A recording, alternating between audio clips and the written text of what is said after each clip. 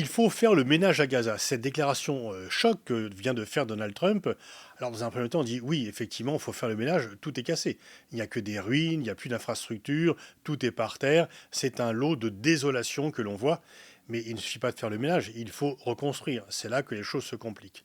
Parce qu'en fait, la façon dont Donald Trump veut faire le ménage signifie le déplacement, le nettoyage ethnique, pourront dire certains, des Palestiniens qui vivent à Gaza vers la Jordanie et vers l'Égypte. Alors, bien sûr, on voit bien l'apparente logique en disant on va tout reconstruire, donc il ne faut pas que les gens qui y habitent puissent continuer à être là parce qu'il n'y a rien, c'est pas vivable. Il n'y a plus rien pour étudier, il n'y a plus rien pour soigner, il n'y a plus rien pour se loger.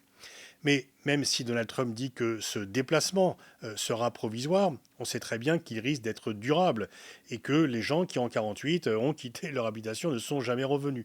Et donc ce que craignent les Palestiniens, c'est un nettoyage ethnique et le fait de vider Gaza de ses habitants pour qu'Israël n'ait plus de problème à cette frontière, voire qu'il puisse de nouveau coloniser Gaza. Il n'est pas par hasard que Bezalel Smotrich, le ministre d'extrême droite israélien, a approuvé ce plan de Donald Trump, tandis que les Jordaniens ou les Égyptiens ne sont pas très chauds et que les Palestiniens sont contre.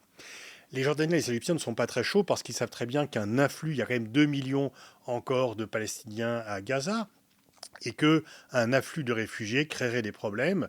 Il faut savoir les accueillir, qu'est-ce qu'on en ferait, comment créer des infrastructures, là aussi, pour l'éducation, pour les soins, pour l'habitation. Et puis, ils ne veulent pas avoir des camps de réfugiés qui seraient des camps de contestation qui mettraient en jeu leur sécurité. Et la Jordanie estime que les 2 tiers de sa population sont déjà des Palestiniens, qu'elle ne peut pas accepter plus. C'est aussi bien le roi de Jordanie que le président égyptien, pour proches qu'ils soient des États-Unis, pour avoir accepté de faire la paix avec Israël, ne peuvent pas prendre des risques. Accueillir des centaines de milliers de Palestiniens aurait un effet déstabilisateur. Ceci étant, qu'est-ce qui risque de se passer?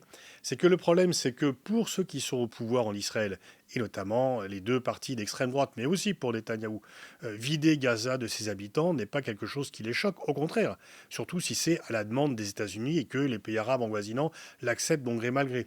Donc il peut y avoir une forte détermination en Israël à ce que ça ait lieu. Ceux qui s'occupent un peu du sang des Palestiniens sont en fait extrêmement minoritaires. Qui peut s'opposer à cela? Alors les pays arabes, les 2 premiers concernés, et donc il va y avoir un bras de fer entre Trump, qui peut poursuivre son avantage, avec l'Égypte, la Jordanie, qui sont très lourdement dépendantes des États-Unis pour leur environnement, pour leur économie, pour leur sécurité. Et donc Trump a des moyens de pression sur eux. Il n'en a pas trop sur l'Arabie saoudite. Et là, les relations sont plus équilibrées.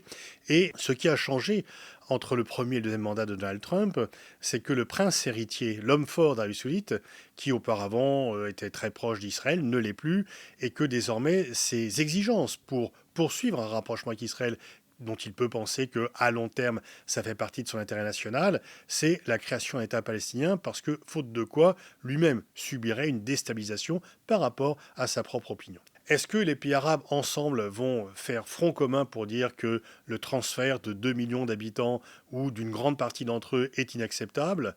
Pour eux, c'est un enjeu parce qu'ils savent qu'ils seraient très lourdement critiqués. Il faudra voir jusqu'où ils pourront pousser leur unité et faire front commun. L'Égypte isolée, la Jordanie isolée ne pourra pas s'opposer à Trump. Ce n'est qu'un ensemble de pays arabes qui feraient front commun qui puissent le faire. Comment réagiront les pays européens? Les pays européens qui, dans leur immense majorité, ont été totalement solidaires d'Israël, non seulement pour le 7 octobre, ce qui est la moindre des choses, mais aussi après. Beaucoup ne condamnent pas les bombardements massifs d'Israël, beaucoup sont restés réticents par rapport au mandat d'arrêt émis par la Cour pénale internationale. On voit bien que les Européens sont très gênés entre les principes qu'ils affichent depuis très longtemps, valeurs universelles, etc., et le moins que l'on puisse dire, leur violation par Israël, qu'il s'agisse de l'occupation, qu'il s'agisse des bombardements de civils, qu'il s'agisse des crimes de guerre. Une déportation massive de Palestiniens, ce nettoyage ethnique à grande échelle, les mettrait encore plus en contradiction avec eux-mêmes. Est-ce qu'ils pourront s'opposer? Est-ce qu'ils pourront faire front commun? Est-ce qu'ils auront la lucidité et le courage de le faire? On n'en sait rien.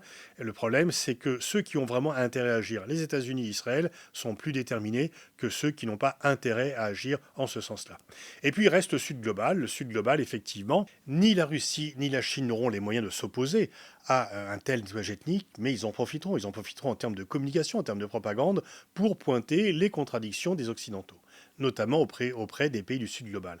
Et c'est bien sûr les pays du Sud global qui seront le plus horrifiés par cela, qui seront de plus en plus conscients et convaincus que les Occidentaux sont des hypocrites, qu'ils ont des doubles standards, et le crédit des Occidentaux sera très fortement entamé, et y compris les Européens, s'ils ne s'opposent pas fermement à cela, s'ils restent coincés entre leur volonté de ne pas critiquer Israël, leur volonté de lier aux États-Unis et de ne pas s'opposer à un tel projet, eh bien, effectivement, ils seront mis aussi en cause de façon globale par les pays du Sud. Donc il y a des enjeux très nets et Donald Trump est comme un bulldozer qui semble vouloir tout piétiner sur son chemin. On va voir s'il poursuit cette idée, si c'est juste une provocation qu'il a lancée. Mais il faut savoir qu'il y a des gens en Israël pour qui c'est un projet tout à fait réaliste et qu'ils soutiennent très fortement.